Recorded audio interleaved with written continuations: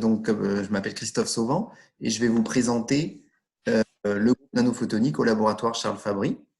Donc, le laboratoire Charles Fabry, c'est une unité mixte de recherche entre l'Institut d'optique, le CNRS et l'Université Paris-Saclay. Donc, nous sommes basés à Palaiseau. Et dans les 5 minutes qui viennent, je vais vous présenter brièvement qui nous sommes, quelles sont nos activités de recherche, et notamment celles qui sont en lien avec la modélisation et la simulation électromagnétique, donc qui sont au cœur du GT1, comme l'a dit Stéphanie. Et ensuite, Élise et Martha vous présenteront en détail leurs travaux de recherche. Le groupe nanophotonique, c'est 8 membres permanents et aujourd'hui, 8 doctorants, 8 postdoctorants. C'est un nombre qui fluctue un petit peu en ce moment du fait des soutenances de thèse et des nouvelles arrivées. Nous sommes organisés en 3 équipes. L'équipe thermoplasmonique autour de Philippe Benabdallah et Ricardo Messina. L'équipe plasmonique et nanophotonique quantique avec Jean-Jacques Greffet et Benjamin Vest. Et l'équipe nano-optique et dispositifs que j'anime avec Henri Benisti. Les activités de la modélisation, la simulation électromagnétique sont au cœur de nos activités et nous avons la chance d'avoir 2 collègues, Jean-Paul Hugonin et Monder Besbès, qui travaillent avec nous plus spécifiquement sur ces aspects de modélisation et de calcul numérique. Pour ceux d'entre vous qui connaîtraient un peu Jean-Paul Hugonin, il est à la retraite depuis quelques années, mais c'est un retraité très actif. Nos activités de recherche sont ancrées dans le domaine de la nanophotonique, c'est-à-dire que nous étudions les interactions lumière-matière aux petites échelles, typiquement des échelles plus petites que la longueur d'onde de la lumière. Et en termes de spectre électromagnétique, nous naviguons principalement entre le visible et l'infrarouge moyen, donc jusqu'à 10-15 microns. Nos activités vont des études fondamentales de compréhension des phénomènes jusqu'aux applications. Et pour les travaux plus proches des applications, nous collaborons en général avec des industriels, soit à travers des contrats, soit à travers des tests CIFRE.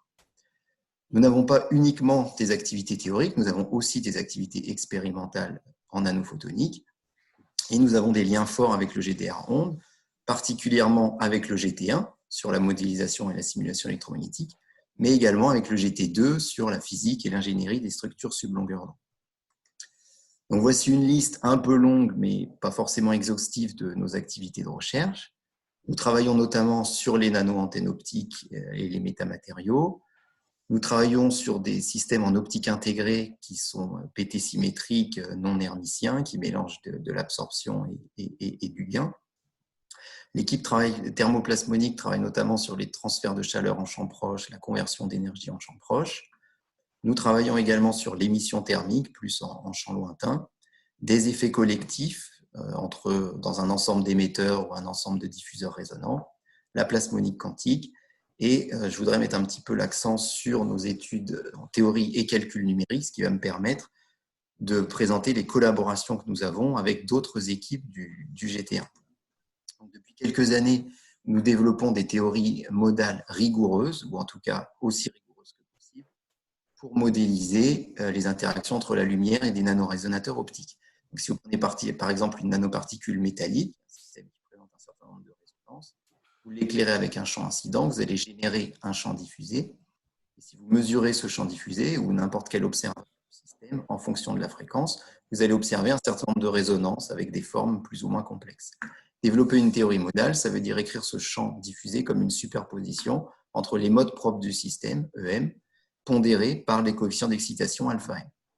Calculer ces modes propres et ces coefficients d'excitation pose un certain nombre de problèmes théoriques et numériques sur lesquels nous travaillons. Physiquement, nous avons affaire à un système ouvert avec des matériaux qui sont souvent absorbants.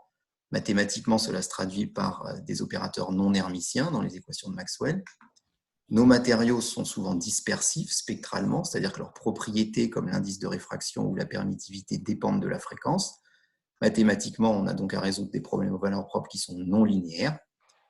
Et donc, nous essayons de résoudre tous ces problèmes, notamment en collaboration avec d'autres équipes du GT1. Donc ça se fait dans le cadre du projet ANR Résonance.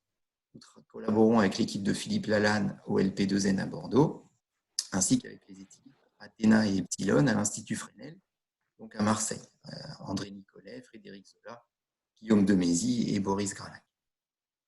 J'en ai terminé avec cette présentation rapide du groupe nanophotonique. Si jamais vous avez des questions, je peux bien sûr y répondre. Et sinon, vous pouvez toujours nous contacter sur ceux et celles d'entre vous qui seraient intéressés, notamment par des offres de postdoc ou autres. Vous pouvez nous contacter. J'ai mis l'adresse du site internet sur le premier slide.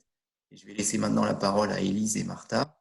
Élise va vous présenter ses travaux sur la cohérence spatiale de la lumière émise par des ensembles d'émetteurs couplés à des ondes de surface.